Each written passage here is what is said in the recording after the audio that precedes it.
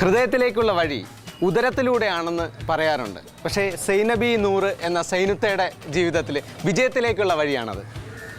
ഇൻഷാ അല്ലാഹ്. കോഴിക്കോടിൻ്റെ സ്വന്തം രുചികൾ കോഴിക്കോട്ടുകാർക്ക് തന്നെ വിളമ്പിക്കൊണ്ടാണ് സൈനുത്ത തൻ്റെ വിജയഗാഥ രചിച്ചിരിക്കുന്നത്. ഇവിടെ നാടൻ സാധനങ്ങൾ മാത്രമല്ലേ ഉള്ളൂ? ഓ, ഇവിടെ നാടൻ ഭക്ഷണം തന്നെ ഉള്ളൂ. അത് ഉണ്ടാക്കണമെങ്കിൽ ഞങ്ങൾക്ക് മാർക്കറ്റിൽ പോയിട്ട് സാധനം വാങ്ങിക്കൊണ്ടിരുന്നല്ലോ. അപ്പോൾ എന്നാൽ മാർക്കറ്റിലേക്ക് പോവാം. മാർക്കറ്റിലേക്ക് സൈനുത്തയോടൊപ്പം കാറിലാണ് നമ്മൾ മാർക്കറ്റിലേക്ക് പോകുന്നത്. എത്ര വർഷമായി ഈ സൈൻസ് ഹോട്ടൽ തുടങ്ങിയിട്ട്? 15 വർഷം. അതെ, എങ്ങനെയാണ് ഇത് തുടങ്ങണമെന്ന് ഒരു ഇത് വരുന്നത്? അത് അവര് ഗൾഫിലായിരുന്നു സമയത്ത്. പിന്നെ ഞങ്ങളൊന്നും അങ്ങോട്ട് കൊണ്ടുപോകാൻ പറ്റാത്ത രീതിയാണല്ലോ. പിന്നെ കുറെ കാലങ്ങൾ കഴിഞ്ഞ് 18 വർഷമായപ്പോൾ പിന്നെ ഞാൻ തന്നെ പറയട്ടെ, ഇങ്ങനെ നമുക്ക് ഇവിടെ എന്തെങ്കിലും ഒരു ചെറിയ ചായക്കട പോലെ എന്തെങ്കിലും തുടങ്ങിയാൽ നല്ലതല്ലേ? അതല്ലേ നല്ലത്, രണ്ടാൾക്കും കൂടെ ഒരുമിച്ച് ജീവിക്കാമല്ലോ എന്നുള്ളതായി. സൈൻസ് ഹോട്ടലിന്റെ പ്രത്യേകത എന്താണ് പ്രത്യേക ഒരു ഡിഷ് എന്ന് പറയുന്നത്? ഞങ്ങളത് എല്ലാ ഐറ്റംസും ശരിക്കും പറയുകയാണെങ്കിൽ ഒരു സ്പെഷ്യലായിട്ടാണ് ആൾക്കാർക്ക് തോന്നുന്നത് ഇതിൽ പറയുന്നത്. അതുകൊണ്ട് പിന്നെ ചട്ടിപ്പത്തിരി, കോഴി നിറച്ചത്, മീൻ പത്തിരി, ഇതൊക്കെ എല്ലാവർക്കും അത്ര ഇഷ്ടമാണ്. ഇതാണ് ഇംഗ്ലീഷ് പള്ളി മാർക്കറ്റ്.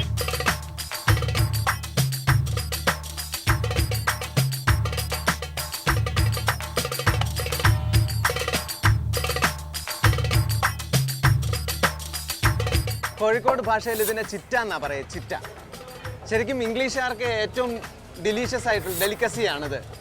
ഇതിനെ പിടിക്കാൻ വേണ്ടിയിട്ട് ആൾക്കാർ കടലിനുള്ളിൽ മുങ്ങിപ്പോയിട്ട് ഈ ലോബ്സ്റ്ററിനെ എടുക്കാറുണ്ട്. ലോബ്സ്റ്റർ ഇത് ലൈവ് ലോബ്സ്റ്റർ ആണ്. 1 കിലോയ്ക്ക് 200 എത്ര ഇതിൻ്റെ 400 അല്ലേ? ഒരു കിലോയ്ക്ക് 400 സംതിങ് ആണ് ഇതിൻ്റെ വില എന്ന് പറയുന്നത്. Taste of Kerala. ഇത് ഇംഗ്ലീഷുകാർക്കൊക്കെ വളരെ പ്രിയപ്പെട്ട മീനാണ്. ട്യൂണ. തിരുവനന്തപുരത്തൊക്കെ ചൂര എന്നാ പറയുന്നത്. സൂത.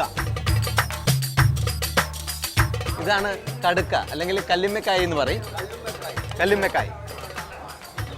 ഇതുകൊണ്ട് നല്ല ടേസ്റ്റി ആയിട്ടുള്ള ഡിഷ് ഉണ്ടാക്കാമെന്നാണ് സൈനുത്ത പറയുന്നത്.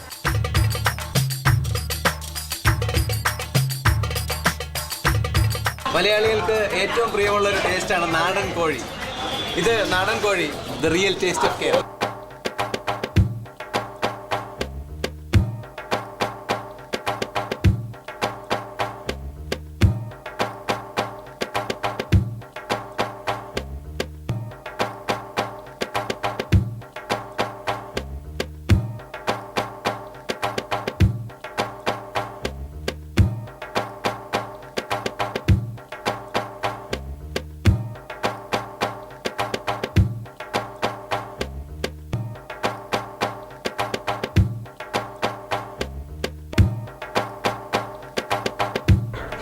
Taste of Kerala.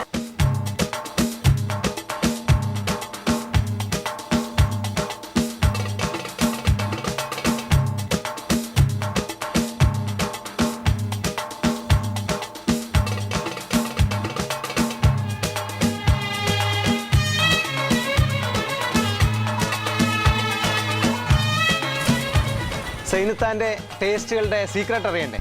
കമോ.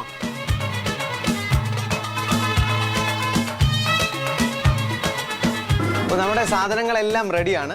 ഇനി എന്തൊക്കെയാണ് സൈനുത്ത നമുക്ക് പറഞ്ഞുതരാൻ പോകുന്നത്? എന്തെങ്കിലും ഒരു മീനിൻ്റെ എന്തെങ്കിലും ഒരു ഡിഷ് വേണം, പിന്നെ കോഴിയുടെ എന്തെങ്കിലും ഒന്ന് വേണം, പിന്നെ കടക്കയുടെ എന്തെങ്കിലും. അപ്പോൾ നമുക്ക് കടക്ക നിറച്ചതാക്കാം, മീൻ പത്തിയാക്കാം, പിന്നെ കോഴിയുടെ ഒരു പാവ ചിക്കൻ എന്ന് പറഞ്ഞിട്ട് ഒന്നുണ്ട്, നമ്മളെ സ്പെഷ്യലാണ്. എന്നുവെച്ചാൽ സൈനുത്തയുടെ സ്പെഷ്യലാണ്. അത് ഏത് സമയത്താണ് കൂടുതൽ ഉണ്ടാക്കുന്നത്? അത് നോമ്പ് റംസാനിക്കാണ് കൂടുതൽ, അല്ലാത്ത സമയത്ത്. മറ്റേതൊക്കെ എല്ലാ കാലവും ഉണ്ടാവും. അങ്ങനെ റെഡിയാക്കി തുടങ്ങിയല്ലേ? അപ്പൊ ഇനി നമ്മുടെ ഫേവറേറ്റ് പ്ലേസിലേക്ക് പോവാം, അടുക്കള.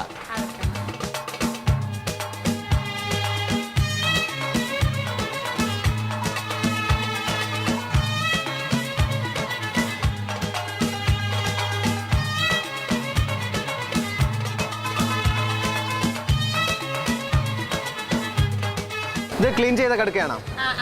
ഇത് ക്ലീൻ ആക്കിയിട്ട് ഇനി പിന്നെ നല്ലോണം കഴുകി നല്ലോണം വൃത്തിയാക്കണം. എന്നിട്ട് ഇത് ഇളക്കി എടുക്കാറില്ല.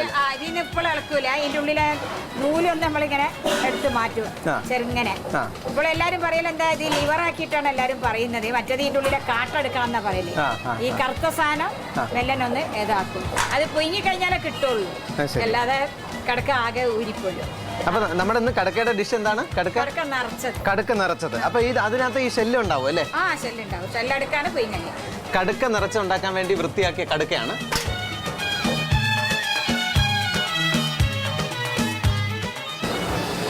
സൈനത്തയുടെ അടുക്കളയിൽ നല്ല മണമാണ് വരുന്നത്. ഇത് കടുക്ക നിറച്ചത് ഉണ്ടാക്കാൻ വേണ്ടിയിട്ട് അതിന്റെ ഉള്ളിൽ നിറയ്ക്കാനുള്ള മസാലയാണ്. ബാക്കിയുള്ള സാധനങ്ങളൊക്കെ ഇടാൻ. ഇതിനകത്ത് ഈ കടുക്കകത്ത് നിറയ്ക്കാനായിട്ട് ഇതിനകത്ത് എന്തൊക്കെയാ ചേർക്കുന്നത്? പുഴുക്കലരി അരച്ചത്. പുഴുക്കലരി, ചോറുക്കലരി അരച്ചത്, കുതിർത്തി അരയ്ക്കും. അതിൽ തേങ്ങ, പെരുംജീരകം. തേങ്ങ അരച്ചാണോ ഇടുന്നത്? അരച്ചിട്ടാണ്. പെരുംജീരകം, പച്ചമുളക്, കറിവേപ്പില, ചുവന്നുള്ളി ഇടും അല്ലേ? പിന്നെ മഞ്ഞപ്പൊടി, ഉപ്പ് സമം ചേർത്ത് ഇനി മിക്സ് ചെയ്യണം. കുഴച്ച് കടുക്കയില നിറയ്ക്കും. കടുക്കയില നിറയ്ക്കും. ഇതിങ്ങനെ പൊളിച്ച് കളയില്ല, ഇങ്ങനെ തന്നെ വെച്ച് നിറയ്ക്കും. ഇങ്ങനെ കവർ ചെയ്യും. എന്നിട്ട് ആവിക്ക് പുഴുങ്ങും.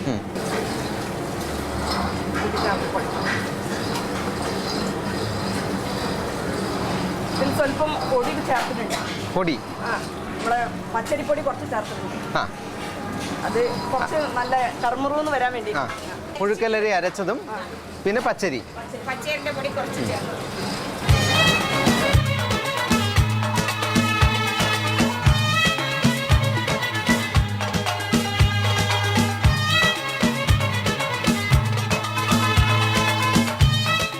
അപ്പോൾ ഇതിനകത്തുള്ളത് പുഴുക്കലരി അരച്ച് ചേർത്തിട്ടുണ്ട്, പച്ചരിയുടെ പൊടിയുണ്ട്. അത് കുറച്ച് ക്രിസ്പ് ആവാൻ വേണ്ടിയിട്ടാണ്. പിന്നെ അതിനകത്തേക്ക് മസാല ചേർത്തു, തേങ്ങ അരച്ചത് ചേർത്തു. മസാലകൾ എന്തൊക്കെയാണ് ചേർത്ത്? പെരുംജീരകം പൊടിച്ചത്, ചുവന്നുള്ളി പൊടിയല്ലേ? അല്ല ചുവന്നുള്ളി ചതച്ചത് അല്ലേ? ചുവന്നുള്ളി ചേർത്തു. സവാള ഇതിനകത്ത് ചേർക്കില്ലല്ലോ? വേണമെങ്കിൽ കുറച്ച്. ഇപ്പൊ ഇത് കഴിച്ചിട്ടൊക്കെ ആൾക്കാർ എന്ത് പറയലുണ്ട്? വളരെ ടേസ്റ്റിയാണ്. കഴിച്ചു പോയ ആള് പറയും ഞാനൊരു ഹിന്ദു അല്ലേ, അപ്പൊ അവർക്ക് നോമ്പ് കാലത്ത് ഇങ്ങനത്തെ ഭക്ഷണം ഉണ്ടാക്കി കൊടുത്താൽ നിങ്ങൾക്ക് ദൈവത്തിന് എത്ര കൂലി കിട്ടും. അത് ശരി. അത് അവരുണ്ടാക്കുമ്പോൾ ഉപ്പൊന്നും നോക്കാൻ പറ്റില്ല. പക്ഷെ ഇതിന്റെയൊക്കെ ഈ അളവുകളൊക്കെ കറക്റ്റ് ആയിരിക്കും അല്ലേ? നിങ്ങൾ സ്ഥിരം ചെയ്തോണ്ടിരിക്കുമ്പോ എക്സ്പീരിയൻസ് കൂടിക്കൊണ്ടിരിക്കും.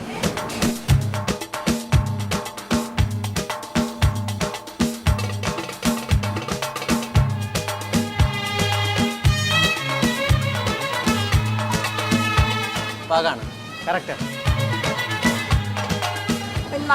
എരിവുണ്ട്.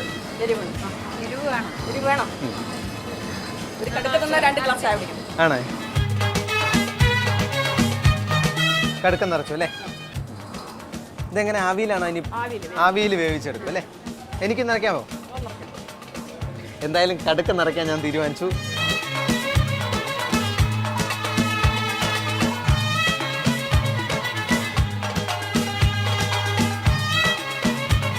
കാണുന്ന അത്ര എളുപ്പമല്ലത്.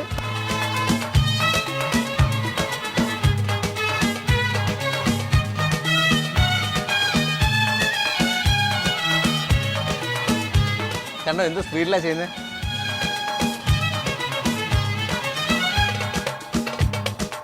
ഇത് വേണമെങ്കിൽ നമുക്ക് വീട്ടിലൊക്കെ ഉണ്ടാക്കി നോക്കാൻ പറ്റും അല്ലേ?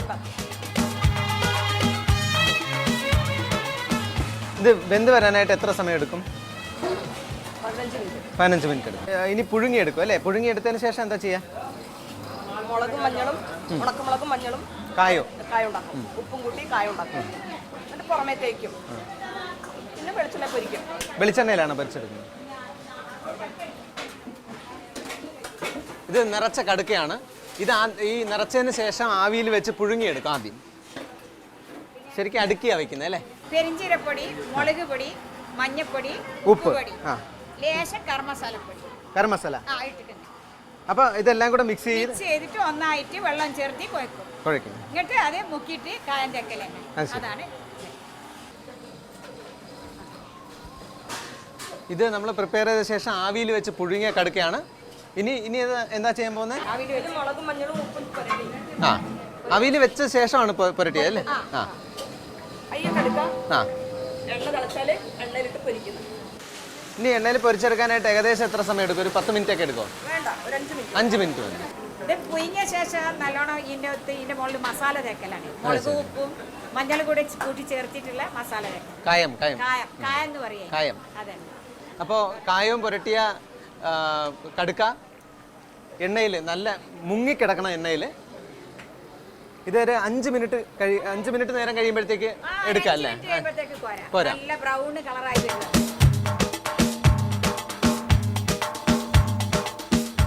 ചൂടാണല്ലേ? നല്ല ചൂട്, നല്ല ടേസ്റ്റ് ഉണ്ടാ.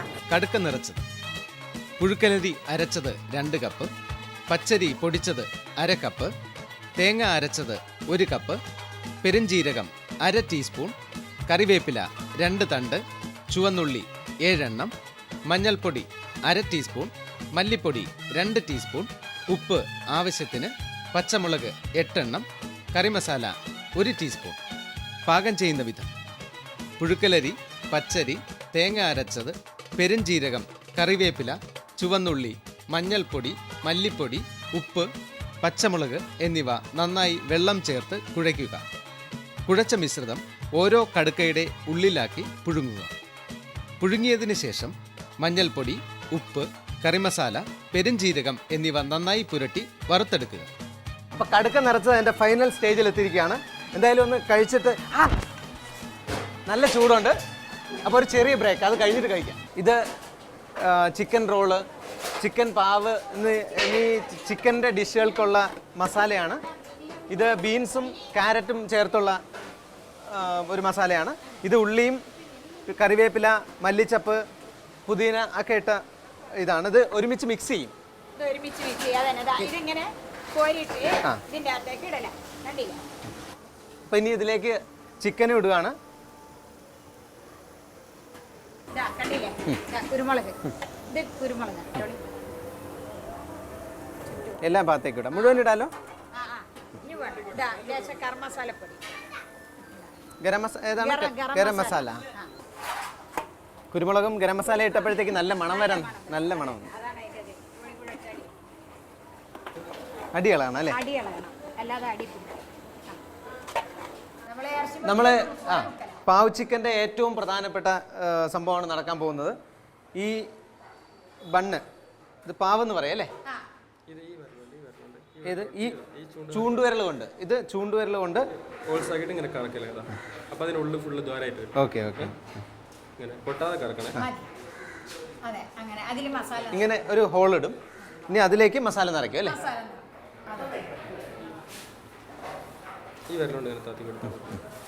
തള്ളവിരൽ കൊണ്ടാണ്.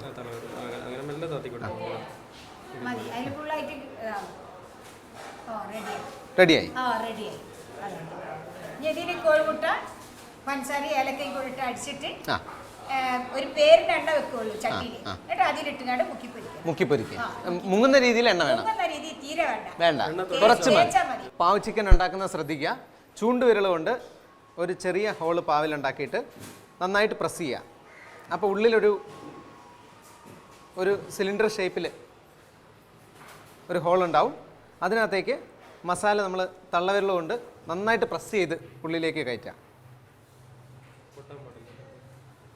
ശ്രദ്ധിക്കേണ്ട ഒരു കാര്യം, ആ സമയത്ത് പാവ് പൊട്ടാൻ പാടില്ല.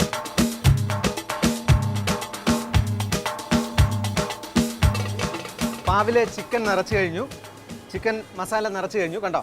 ഇനി ഇത് പൊരിച്ചെടുക്കുന്ന ഇതെങ്ങനെയാണ് എന്താ ചെയ്യുന്നത്? കോഴിമുട്ട, ഏലക്ക, പഞ്ചസാര മിക്സിയിലിട്ട് അടിച്ചാല് പിന്നെ പാവ ഓരോന്ന് എടുത്തുകാട്ടി മുക്കി അതിനകത്ത് കാണിച്ചു തരാം.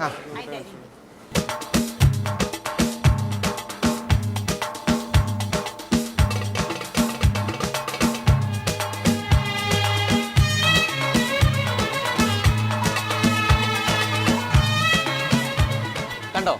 മുട്ടയും പഞ്ചസാരയും ഏലക്കയും ചേർത്ത മിശ്രിതം ഈ പാവിൽ മുക്കിയിട്ട് പൊരിച്ചെടുക്കുകയാണ്. ഒന്ന് ട്രൈ ചെയ്ത് നോക്കാം. നേരത്തെ ഞാനൊന്ന് മുക്കിയിട്ട് നോക്കട്ടെ. പാവ് ചിക്കൻ ഞാനും ഒന്ന് ഉണ്ടാക്കി നോക്കാൻ പോവാ. മുഴുവൻ മുങ്ങാലോ? മുഴുവൻ മുങ്ങണം. നമ്മൾ ബ്രെഡ് പൊരിക്കും പോലൊക്കെ തന്നെ. എണ്ണ കുറച്ച് മതി എന്ന് പറഞ്ഞു. എണ്ണ ഇങ്ങനെ പാകത്തിന് ഇങ്ങനെ പറഞ്ഞു കുറച്ച് മതി അല്ലേ? കുറച്ച് മതി എണ്ണ. നന്ന എണ്ണ ആകുമ്പോഴേ ആൾക്കാർക്കൊന്നും ഇപ്പൊ ഇഷ്ടപ്പെടില്ലല്ലോ എണ്ണ. കൊളസ്ട്രോളും ഷുഗറും പ്രഷറൊക്കെ ഉള്ളതല്ലേ. എത്ര മുട്ടയ്ക്ക് എത്ര പഞ്ചസാര ചേർക്കുന്നത് ഇതിൽ? ഇതിപ്പോൾ ഒരു 20 മുട്ട ഉണ്ടാവും. 20 മുട്ടയിൽ 20 മുട്ടയ്ക്ക് ഒരു, അതായത് ഞങ്ങളൊരു പാകത്തിനടുത്ത് ഇടുന്നതാണ് ഇതൊക്കെ. വീടുകളിലൊക്കെ അല്ലേ പിന്നെ പഞ്ചസാരയും ഒരു 5-8 ഏലക്കായും പൊടിച്ചിട്ടുണ്ടാകും. ഒരു ബ്രൗൺ നിറമായി കഴിഞ്ഞാൽ പാവ് ചിക്കൻ റെഡിയാണ്. ഇതാ ഇപ്പോൾ ആദ്യത്തെ പാവ് ചിക്കൻ റെഡി ആയി കഴിഞ്ഞു. പാവ് ചിക്കൻ: സവാള 3 എണ്ണം, ബീൻസ് 30 എണ്ണം, ക്യാരറ്റ് 4 എണ്ണം, വേവിച്ച ചിക്കൻ 500 ഗ്രാം, കറി മസാല 1/2 ടീസ്പൂൺ, കുരുമുളക് 1/2 ടീസ്പൂൺ, കറിവേപ്പില 2 തണ്ട്, പുതിനയില ആവശ്യത്തിന്, പാവ് അല്ലെങ്കിൽ ചെറിയ ബൺ 10 എണ്ണം, മുട്ട 3, ഏലക്ക 4, പഞ്ചസാര 1 ടീസ്പൂൺ, ഉപ്പ് ആവശ്യത്തിന്. പാകം ചെയ്യുന്ന വിധം: പാനിൽ എണ്ണ ഒഴിച്ച് ചൂടാകുമ്പോൾ സവാള അരിഞ്ഞത് ഇടുക. സവാള മൂക്കുമ്പോൾ ബീൻസും ക്യാരറ്റും കൂടി ചേർത്ത് നന്നായി ഇളക്കുക. കറിവേപ്പിലയും പുതിനയിലയും ചേർത്തതിന് ശേഷം കറിമസാലയും കുരുമുളകും ഉപ്പും ചേർത്ത് ഇളക്കുക.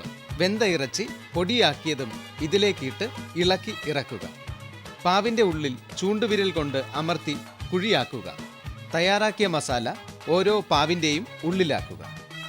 മറ്റൊരു പാത്രത്തിൽ മുട്ട, ഏലക്ക, പഞ്ചസാര എന്നിവ ഒന്നിച്ച് അടിക്കുക. തയ്യാറാക്കിയ പാവ് ഇതിൽ മുക്കുക. പാനിൽ കുറച്ച് എണ്ണ ഒഴിച്ചതിന് ശേഷം പാവ് ഇതിൽ പൊള്ളിച്ചെടുക്കുക. ഇനി നമ്മൾ എടുക്കാൻ പോണ മീൻ പത്തിരിയാണ്. കോഴിക്കോടിന്റെ ഒരു സ്പെഷ്യൽ ഡിഷാണ് മീൻ പത്തിരി. മീൻ പത്തിരിയാണ് ഇന്ന്. ഐക്കോറ ഉണ്ടല്ലേ മീൻ പത്തിരി ഉണ്ടാക്കുന്നത്? ഇന്ന് ഐക്കോറ മീൻ പത്തിരിയാണ്. ഇതെന്താ ചെയ്യുന്നത് ഇപ്പൊ? ഇതിപ്പോ വെളിച്ചെണ്ണ, അതിൽ ലേശം പച്ചമുളക് ഇടും, ഇഞ്ചി, വെളുത്തുള്ളി, പിന്നെ കറിവേപ്പില, ഇതെല്ലാം കൂടെ ഇട്ട് നല്ലോണം മാളിക്കും. മല്ലിച്ചപ്പ്, വെളുത്തുള്ളി, ഇഞ്ചി, പച്ചമുളക്, കറിവേപ്പില, മല്ലിച്ചപ്പ്, ഇത്രേ ഉള്ളൂ അല്ലേ? കാണിച്ച മറ്റേ ഉള്ളി വാളി കഴിയൂല. ഇതാണ് മീൻ പത്തിരി. ഇതിനകത്ത് മീൻ ഇട്ടിട്ടുണ്ടോ? ഇനി പലരും ചേർക്കാനുണ്ട്. മുളക് പൊടി പാകത്തിന്, പാകത്തിന് മുളക്, മഞ്ഞപ്പൊടി,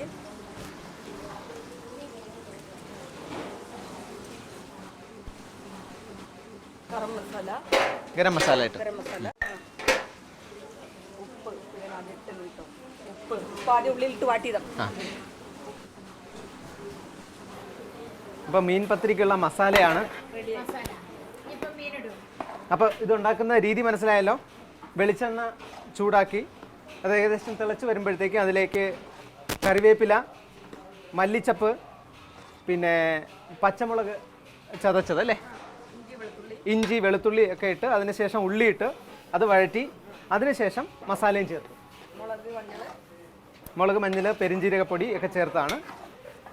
ഇപ്പോൾ മീൻ മസാല റെഡിയാണ്. രാവിലെ കട്ട് ചെയ്ത മീനാണിത്. അത് വറുത്ത് അതിലേക്കിട്ടു.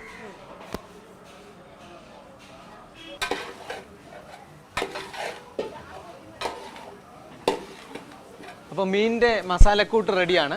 ഇനി അരിപ്പത്തിരി, പത്തിരിയുടെ നടുക്കാണിത് മീൻ മസാല വെക്കുന്നത്. അപ്പോൾ പത്തിരി ഉണ്ടാക്കുകയാണ്. ഇതിനകത്ത് എന്തൊക്കെയാണ് കൂട്ട് ഈ മാവിൽ? തേങ്ങ, അരി, തേങ്ങ അരച്ചതും, പച്ചരിപ്പൊടി, പെരിഞ്ജീരകം, ചുവന്നുള്ളി. ഈ ഉള്ളി അരക്കണം. വെള്ളം അടുപ്പത്ത് വെച്ചിട്ട് 1 ഗ്ലാസ് പൊടിക്ക് 1 ഗ്ലാസ് വെള്ളം കണക്കെ അടുപ്പത്ത് വെക്കണം. ചൂടാക്കണം. ചൂടുവെള്ളത്തിലാണ്, തിളപ്പിച്ച വെള്ളത്തിലാണ് കുഴക്കുന്നത്. ഈ ചൂടുവെള്ളത്തിൽ കുഴക്കുന്നതിന്റെ ഗുണം എന്താ? അരിപ്പത്തിരി സ്മൂത്ത് ആയിട്ടിരിക്കും, പെട്ടെന്ന് പരത്തി എടുക്കാൻ പറ്റും അല്ലേ? അപ്പോൾ അരിപ്പൊടി, തേങ്ങ അരച്ചത്, പെരിഞ്ജീരകം, ഉള്ളി, ചുവന്നുള്ളി, ചെറിയ ഉള്ളി. മുള്ളും തോലെല്ലാം കളയണം. മുള്ളു വയ്ക്കാൻ പാടില്ല അല്ലേ? ഇങ്ങനെ ഇരിക്കണം മീൻ. മീനിന്റെ തോലും മുള്ളും ഒക്കെ കളഞ്ഞ ശേഷമാണ് പത്തിരിക്ക് വേണ്ടിയിട്ട് അതിന്റെ മുകളിൽ വെക്കുന്ന ഒരു രീതി ഉണ്ടോ? നല്ല രസമുണ്ട് അത്.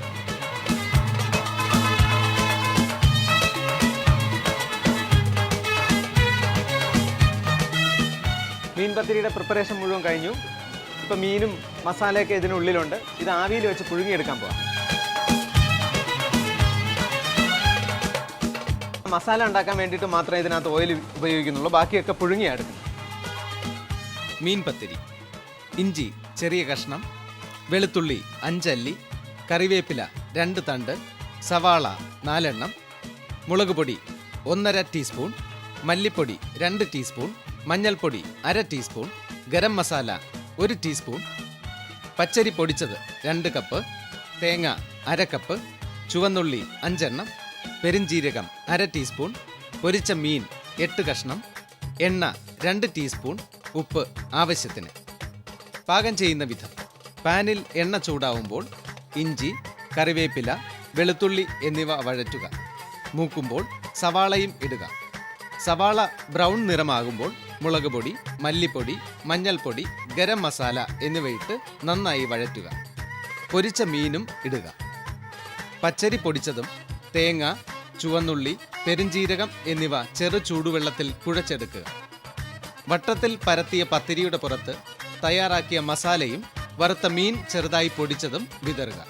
ഇതിൻ്റെ പുറത്ത് മറ്റൊരു പത്തിരി വെച്ചതിന് ശേഷം 2 പത്തിരിയുടെയും അരിക് യോജിപ്പിക്കുക. യോജിപ്പിച്ച പത്തിരി ആവിയിൽ പുഴുങ്ങിയെടുക്കുക.